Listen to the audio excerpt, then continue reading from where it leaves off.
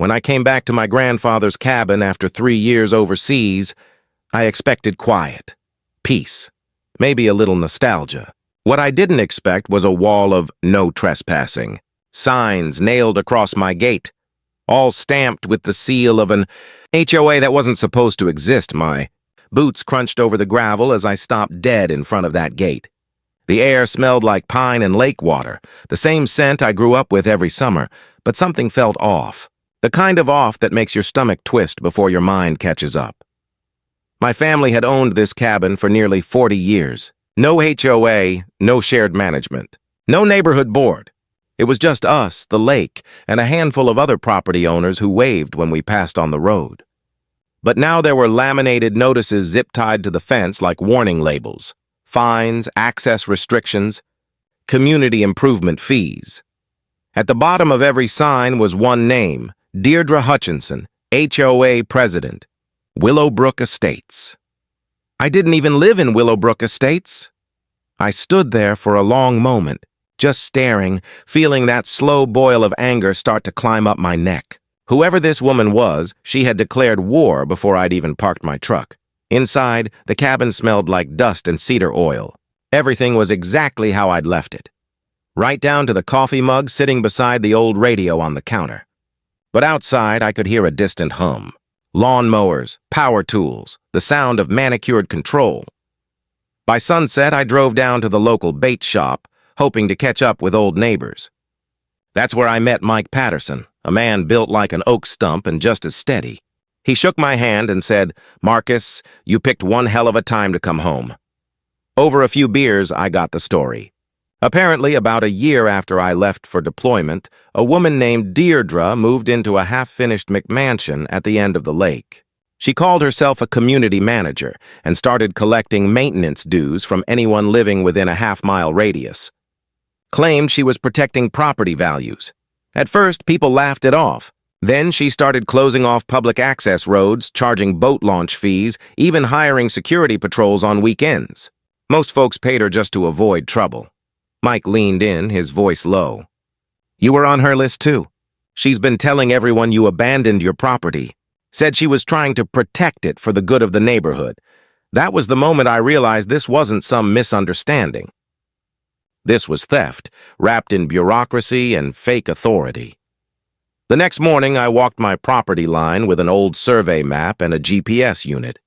Sure enough, she'd pushed a brand new fence about 10 feet past the boundary. My boundary. There were still fresh tire tracks where construction trucks had driven in. Cutting through my brush line, I called the county records office to report encroachment. But the clerk sighed before I even finished my sentence.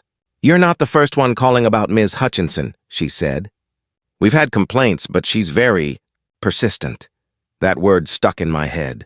Persistent. The kind of persistence you only see in people who believe rules don't apply to them. So I decided to play her game, but smarter. That evening, I mailed certified letters to the county assessor, the sheriff's department, and the state real estate board, official complaints citing unlawful property modification, fraudulent HOA activity, and unauthorized fee collection. I made copies of everything, sealed and time-stamped. Then I waited.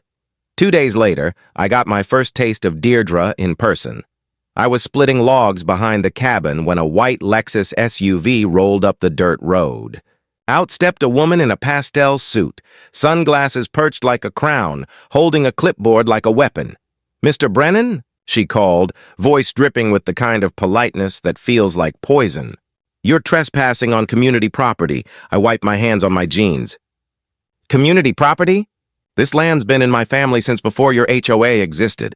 Her smile tightened. "The Willowbrook Estates Homeowners Association has jurisdiction over all properties surrounding Lake Thornton. You're required to comply with community standards and pay overdue dues." I stared at her, trying not to laugh. "Lady, I was building bridges in Afghanistan when you decided to start your little fiefdom. I'm not paying you a dime." She glanced at my uniform patch hanging in the window and smirked. "Veterans sometimes have difficulty adjusting to civilian life. I'll note that in the report." That line hit harder than I expected. Not because it was true, but because I'd heard it used before by people who thought fear was leverage. I said nothing. Just watched as she snapped a few photos with her phone and strutted back to her car. Her tires spat gravel as she left. That night, I installed motion lights and trail cameras around the perimeter. Something told me this woman wasn't done. By the weekend, I was proven right. A thick envelope appeared on my porch, a notice of violation citing unapproved construction, noise disturbances, and failure to maintain landscaping standards. It came with a $200 fine. I laughed so hard I nearly dropped the paper. The next morning, I took the notice straight to the sheriff's office. Deputy Carlson took one look and sighed. Yep, she's been doing this to half the county. Problem is, she makes it look official. People pay out of fear. So stop her, I said. He rubbed the bridge of his nose. We're working on it, just don't engage her directly. She's good at twisting words. But that advice was useless because Deirdre had already escalated. Within a week, my access road was blocked by a heavy chain and padlock. A brand new sign read, Private Drive, HOA access only. I cut it down with bolt cutters, filmed the entire thing, and uploaded it to a private cloud. Evidence. Every petty act she pulled, I documented, dates, times, photos, video, and sure enough, the more she realized I wasn't backing down, the nastier her tactics became. She started parking across from my cabin, pretending to check her phone while photographing me. She sent letters claiming I was storing hazardous materials. Then came the fake Facebook posts. Me, supposedly shouting at neighbors, threatening people. Unstable veteran loses control. Mike called me one night, his voice tense. She's telling folks you're dangerous. That you've got PTSD and weapons stockpiled in your cabin. I felt that slow burn again. The same anger that used to keep me alive overseas. But I didn't let it show. Good, I said. Let her talk. The louder she gets, the easier it'll be to prove she's lying. The next morning, I started organizing. I contacted a lawyer who specialized in property disputes, Sarah Justice, a woman with a name that sounded like fate. She listened quietly as I explained everything, flipping through photos and documents. When I finished, she nodded. You've got her, Marcus? She's operating an unregistered HOA, impersonating county authority and collecting illegal fees. But we'll need to make it airtight. Paperwork wins wars. That night, I sat on my grandfather's porch, the old wood creaking under my boots, staring out at the lake. The sunset painted the water gold. Somewhere across the cove, a loon called lonely and haunting. I wasn't just fighting for property anymore. I was fighting for the legacy my grandfather built with his hands. Over the next week, Sarah helped me build what she called a legal strike team. County clerk, surveyor, state investigator, all looped in.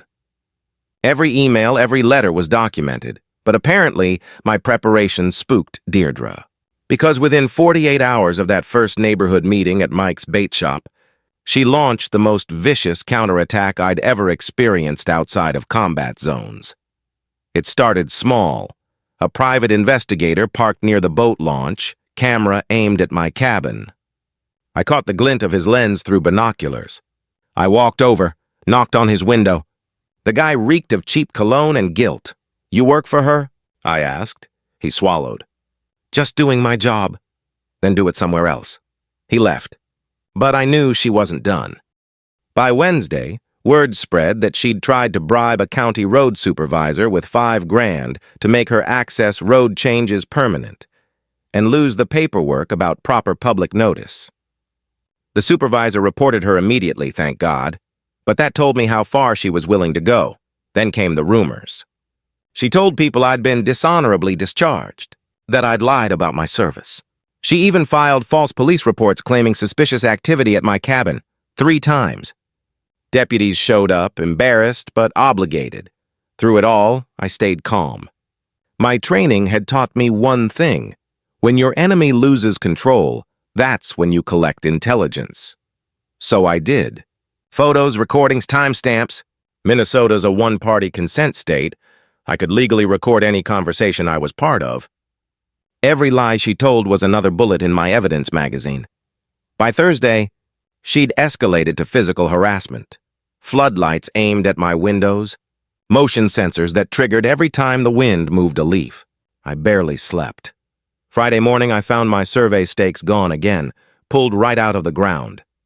I paid for another survey, logged the expenses, filed another report. Every single action was documented. But then, something unexpected happened. Her private investigator reached out to me, wanted to meet, said he had something I needed to hear.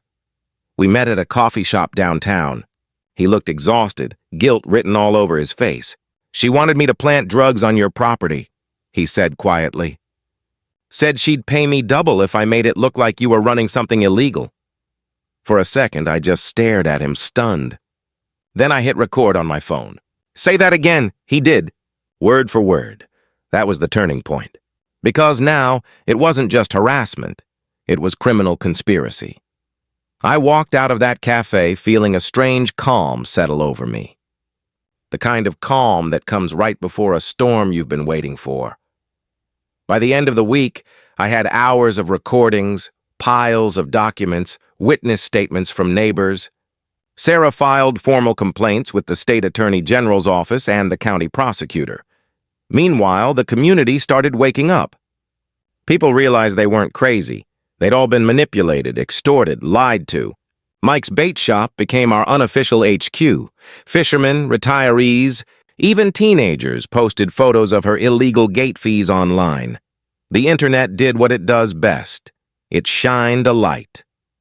By October, that light was blinding, and Deirdre was running out of places to hide. But I could feel it. She wasn't done yet. Every instinct I'd ever developed overseas told me she was about to do something reckless. Desperate people don't quit. They explode, and when she finally did, it would be the moment that ended her empire. I didn't have to wait long for Deirdre's next move. Within a week, she went nuclear. It started with whispers, a few neighbors mentioning that reporters had been calling around, asking about a violent veteran scaring the community. Then Mike texted me a photo. A Channel 7 news van parked outside Deirdre's mansion. She'd gone to the media.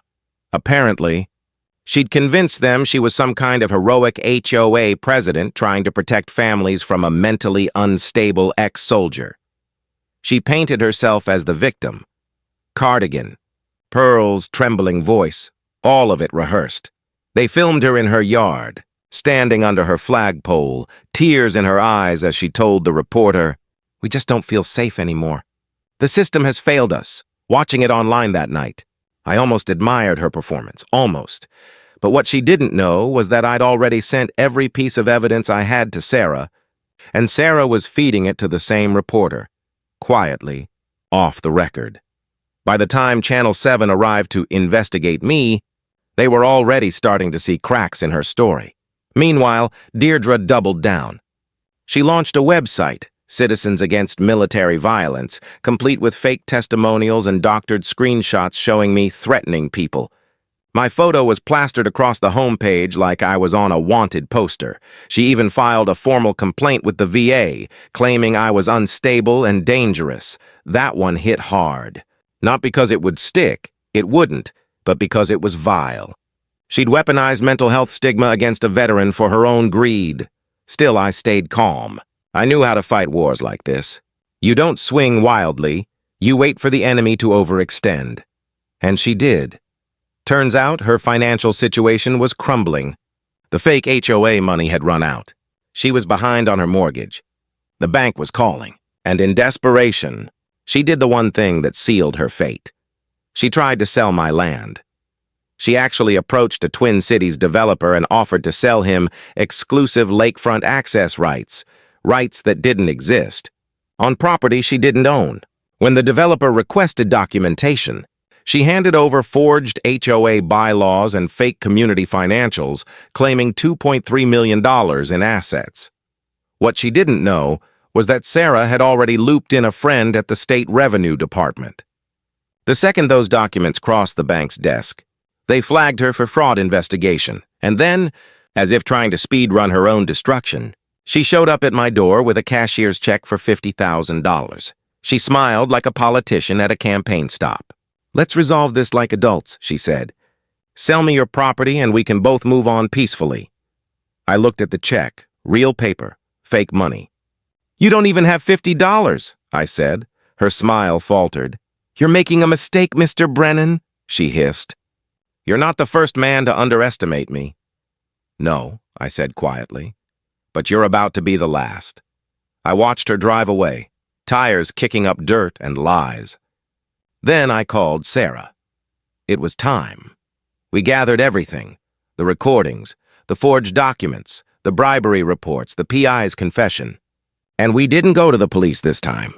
We went public. Mike's bait shop became our war room. Sarah drafted formal complaints to the county attorney and the state attorney general. We shared Deirdre's fraudulent HOA paperwork with the press. Within days, the same news station that had painted her as a victim started running follow-up stories. Homeowners question legitimacy of local HOA. County investigates fake property management, fees, and then came the invitation that would bring it all crashing down. The November County Commission. Meeting words spread like wildfire. By the time I arrived, the room was packed. Locals lined the walls. Reporters adjusted their cameras, and the smell of burnt coffee and tension filled the air. I sat in the front row with Sarah, Mike, and a few other neighbors who'd been targeted. Across the aisle, Deirdre strutted in 20 minutes late, wearing a tailored power suit and a glare sharp enough to cut glass. Her lawyer looked like he wanted to disappear. When the meeting started, Commissioner Holloway opened the floor for public comments on property access disputes. Deirdre jumped up immediately, binder in hand, voice projecting like she was auditioning for theater. "Thank you, commissioners," she began, feigning composure. "I'm here today representing the law-abiding families of Willowbrook Estates, who have been terrorized for months by an individual with a known history of violence and unstable behavior." Her lawyer winced.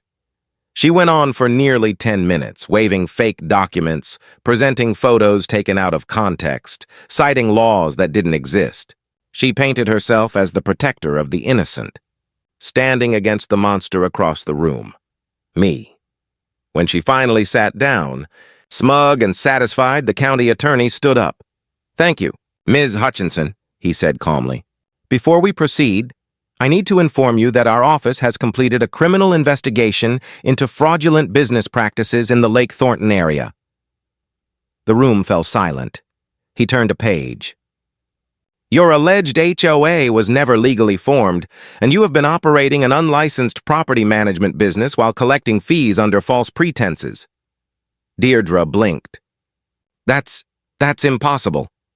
We've also received reports of attempted bribery of county officials, falsified lien documents, and conspiracy to file false police reports. The state attorney general's office has recommended charges." Her lawyer turned pale. The reporter started whispering, cameras flashing like gunfire. That's when I stood up. "Commissioners," I said, my voice steady, "I'm Marcus Brennan. This is my property deed, signed by my grandfather in 1987, recorded with this county for 35 years. I handed it over, edges worn, but every letter still clear. And this," I added, holding up a folder, "is every violation Ms. Hutchinson has committed since she tried to steal it." I laid out the photos, the timelines, the recordings. The room buzzed with murmurs as the county attorney displayed screenshots of her fake website, her forged bylaws, her emails to developers. Deirdre's face went ghost white. Her lawyer leaned toward her, whispering urgently, but she just stared straight ahead. Frozen. When I finished, I looked right at her. "You picked the wrong veteran to mess with, Deirdre." Commissioner Holloway cleared her throat. "Ms. Hutchinson, at this time you are being referred to the State Revenue Department and the Attorney General's Office for Criminal Prosecution." The flash of cameras lit up her face like lightning.